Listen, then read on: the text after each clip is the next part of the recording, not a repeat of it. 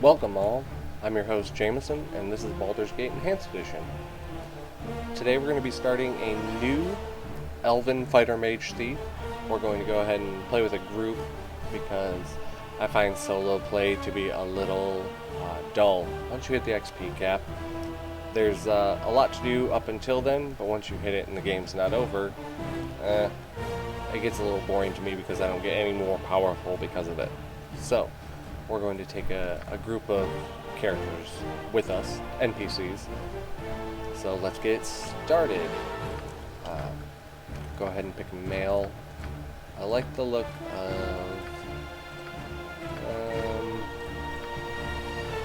no, I like this one here. We're going to take an elf. We'll get resistance to charm and sleep, infravision, +1 THAC0. That'll affect our longswords, because I think I might take some proficiency points in longswords. The boost to our thieving skills is always helpful, as is the dex, which also improves our thieving skills. Negative constitution only affects us a third of the time, because only one of our classes gets a constitution bonus. But overall, it's either that or half elf. And really, the bonuses outweigh the negatives, in my opinion. So, Fighter Mage Thief. Really, the only thing your alignment affects, there's a few pieces of equipment that are only usable by good or evil or sometimes neutral characters, and your starting reputation, which it's fairly easy, especially early on, to find a lot of bonuses to reputation via quests, or you can even donate money. So we're going to go ahead and start neutral, because why not? We're looking for a roll here. 83 is the bare minimum. So let's find one. Maybe, eventually. There we go. So, first thing we want to check is our exceptional strength score. Now, there's different tiers of exceptional strength. 0, 1 to 50, 51 to 75, 76 to 90, 91 to 99, and then 00, which is 100. The difference between 0, 1 and 100 is something like +2 to hit, +3 to damage. That obviously is a big difference, but the biggest jump is you get a +2 to hit at 51 or better. So that's really the important thing, because we'll have ways of raising our strength later on. Other than that, we want to max dex, because dexterity affects our armor class, which affects how often you get hit, and ranged hit rolls. And those will be less important, because we won't be using a ranged weapon probably at all, but armor class is always good. Constitution obviously is as high as we can get it, because more HP means we die less. And then intelligence, it's the prime requisite of a mage. It's also, it allows you to have more spells in your spell book per level. So then we have wisdom and charisma. Charisma is your dump stat. There's a few uses for it, but we'll find another character with higher charisma than us, and these stats are just much more important to keeping us alive. Wisdom, it affects our... The only thing it'll affect for us is our lore skill. It can affect the wish spell, but the Fighter Mage Thief never gets access to level 9 spells, as there's not enough experience. So, that's not important. So, I don't know. I guess I like to look at that. Good enough for me. Let's start with thieving skills. I like open locks early on. You can go almost any way you want. I would say the most important one is probably find traps, because traps are basically free damage if you don't disarm them, and that's against you, obviously. So we might as well disarm, disable any traps we run across, but we'll level that up second. I like to get open locks first, just because there's a lot of easy money and easy items to be found early on by taking open locks, especially in Candlekeep, before you have access to any other characters. For weapon proficiencies, I like quarterstaff. There's a lot of really good ones in the game, and they're one of the better backstabbing weapons. So we're gonna go ahead and take that. It's also a blunt weapon, which is extremely important for certain enemies. There are enemies that are immune to anything but blunt damage. There's also a +3 one that's, you can buy it very early in the game, so we'll probably be getting that. And then there's 200 weapon style that I like for the extra 5% chance to critically hit here. It also gives you a +1 to damage rolls, so it's pretty useful, especially early on. And then we're gonna go ahead and take longswords, which I prefer flails, but I think this time we're gonna go a little differently. And longswords, you get a +1 THAC0 too as an elf, so why not? For spells, there's obviously a ton of spell options here. I really like sleep. Sleep is, if they fail their saving throw at low levels, it means they lay down for 5 rounds a level, which is basically spells instant death for anything it actually lands on. Another good one that even levels up pretty well with you, unlike sleep, is spook here. For every 2 levels of the caster, they get a saving throw penalty. So it is an illusion, and a lot of enemies are immune to those, but regardless, it actually is a level 1 spell that will scale with you as you level up. Outside of that, I like shield as well to block magic missiles, but really most of your spell slots are going to be sleep.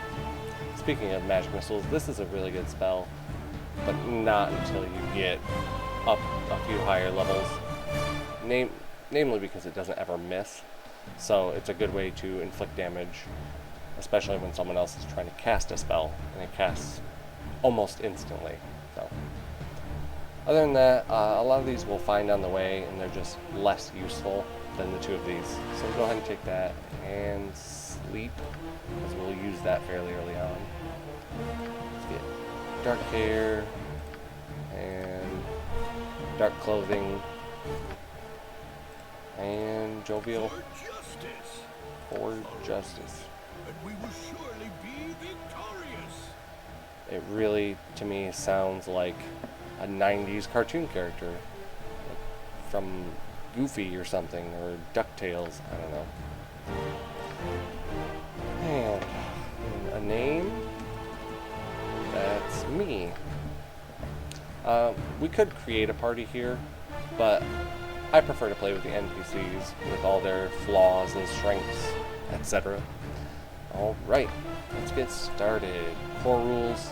I don't like the artificial difficulty of the higher difficulties. It doesn't take more skill to beat a lot of these. It just takes more time. So I prefer the core rules. And alright, let's go on. And we're going to go ahead and skip that because I've heard it, read it dozens of times. And so here is Candlekeep. And specifically, this is Candlekeep. And we're aiming to go right here in a little while. That's where we want to go to continue the game on.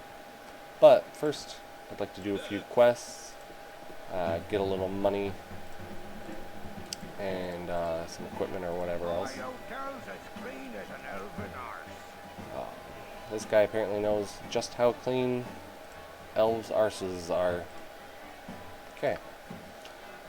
And we don't really need any weapons. We start off with a quarterstaff, so that's done. But we'd like is a set of bolts for a quest, and a helmet because I don't want to be critically hit.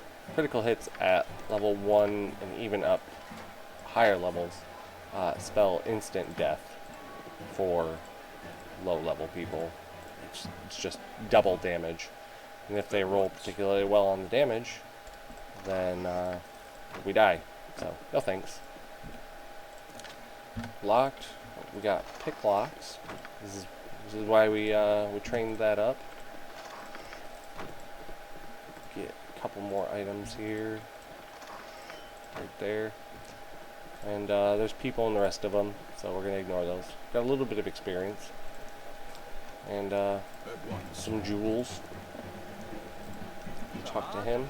He's got a quest for us.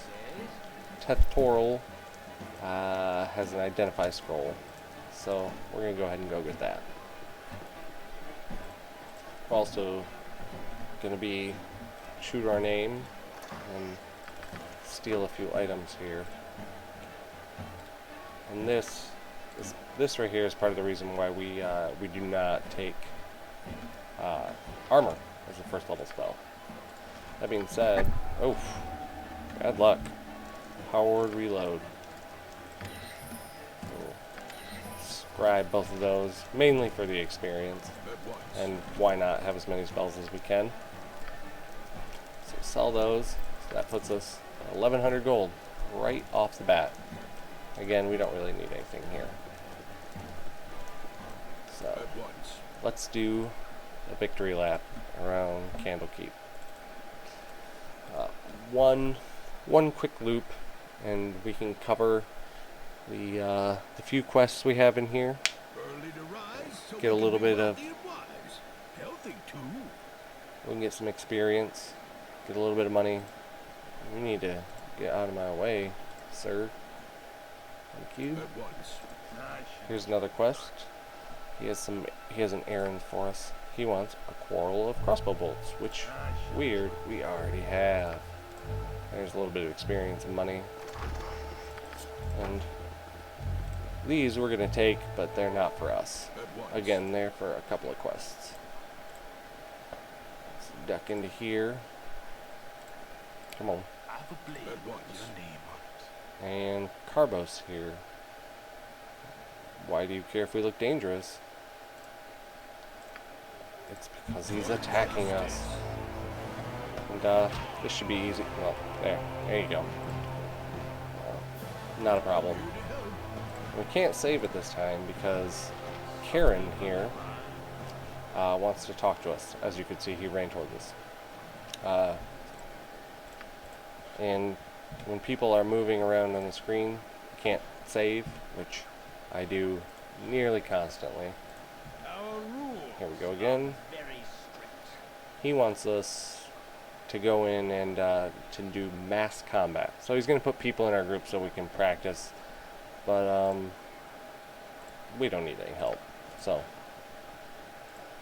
instead, we're going to come over here to this building, which is a hospital, maybe some kind. What we're going to do is be a thief. Oh, what in the world? Wow. We'll be a jerk, but we're going to power word reload. Let's save. We'll wait it out. Oh, get out of here, you. Instead, we'll come talk to this guy. He's actually got a potion for us. And get out of here, reader. We want this potion. We're gonna give him a couple more seconds if he doesn't move. And he's not gonna move. There's a potion in there. It's really not important. But it's an item you can pick up easily. Here's Hull. And check this out. Whoops. Somebody forgot his longsword. Let's talk to him again. Took a sweet time. It didn't even move. So, turn that into him, and he gives us a little bit of experience and money. Takes the sword. He also equips it, so he looks definitely out of place now, because he's the only person in the place. Only one of these watchers wandering around doesn't have a quarterstaff equipped. This guy has a little quest for us to kill some rats. So, smash a few of these guys. We're on a roll here. This is a critical miss. It's too bad. There we go. Done deal. Hi, kitty. Glorious battle. Indeed, Reborn. Indeed. But, again, experience, gold. Things we need. And, picked up an antidote here. And we'll find a use for that. Ooh, she left one of her books here again. We can get her. He's got plans for us. Well, Nessa is sick here. So, hooray, we used our potion for something. That's Philidia's book. So we'll grab that. Duck into here. Shank. Oh, really? That. I wonder what he wants to do to us. Looks like he's trying to shank us. But we got him. And Parta here. Ooh, I cut myself. Must be one of the cats. Nobody needs to worry about me. I'm a real tough guy. Got 17 constitution. Here is Lydia, which in my head I always pronounce as Phildia, which also doesn't make any sense. And she wants her book. There we go. Easy as can be. Now, finally, we're looking for Tetoral. Ooh, score. He kind of wanders in a loop around this castle, Candlekeep in the middle, so he can be a pain, because sometimes he'll be all the way over here. And we don't want to walk back and forth that much. So, now we can take this Identify Scroll and run, but in my opinion it's more worth it to get 50 experience here. That being said, you can also talk to Firebeat here. If you talk to him 30 times and pause, he'll give you 300 gold. Or something gives you 300 gold. Some sort of Easter egg here. So if you talk to him twice, 6, 7, 8.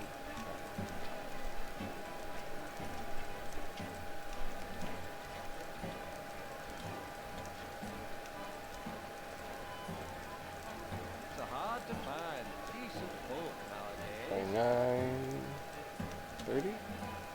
There we go. 300 gold. Easy as that. And with that, check our journal. Everything's finished. So open our map and come here to talk to our, I don't know, father figure of some kind, Gorion. We're his ward. And we had best hurry there 28 times. Hey, it's me, Emmowen. Now this is Imoen. If you ever see a character who has a portrait next to their name, well, we have a portrait too. Generally speaking, they will join your team in some fashion if you would like them to. Obviously that's not right now because we're going to be a jerk to her. Because we're calling her a child and a little one, which I don't understand because canonically we would be essentially siblings. Which also doesn't make any sense because she's a human and we're an elf, and elves and humans mature at different rates. It's that, whatever.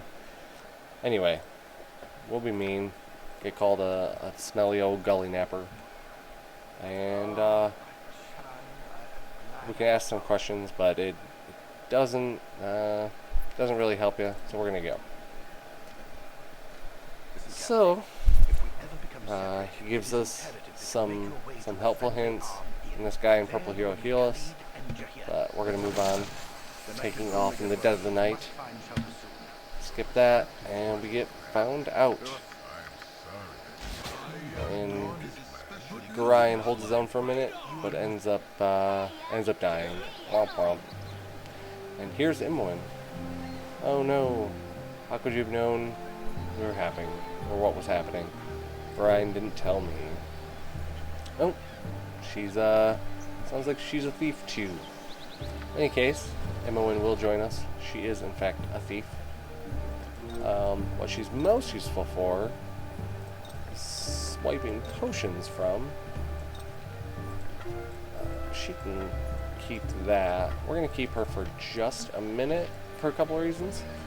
But what we're going to do is wrap up the episode there.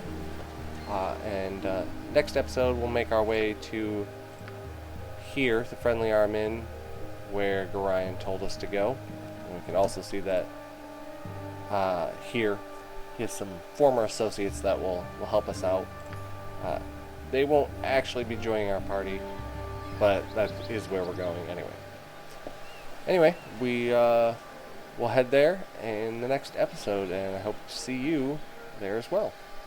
Have a good one.